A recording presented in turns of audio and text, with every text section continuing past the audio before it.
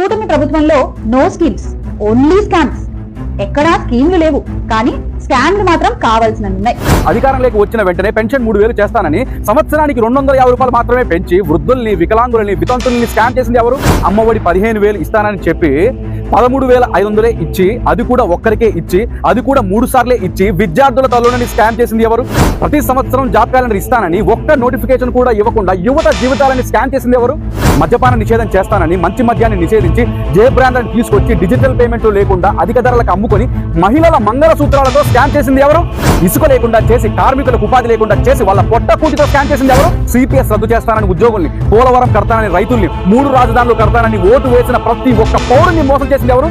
కూటమి వచ్చిన వెంటనే వృద్ధులకు, వితంతులకు, వికలాంగులకు ఒకేసారి పెన్షన్ పెరిగింది. ఉచిత ఇసుక వచ్చింది. అన్నార్థులు ఆకలి తీరుస్తూ అన్నా క్యాంటీన్ కూడా వచ్చింది. దీపం పథకంతో సిలిండర్ ఇంటికి వచ్చింది. యువతకు డిఎస్సి నోటిఫికేషన్ వచ్చింది. టీసీఎస్ తో సహా రాష్ట్రానికి పెట్టుబడుల వరద వచ్చింది. వైజాగ్ స్టీల్ ప్లాంట్ ప్రైవేటీకరణ ఆగింది. పోలవరం ప్రారంభమైంది. అమరావతికి మళ్లీ పునాది పడింది. ఓ శమలక, స్కీముల పేరుతో స్కామ్లు చేసింది మీ వైసీపీ ప్రభుత్వం.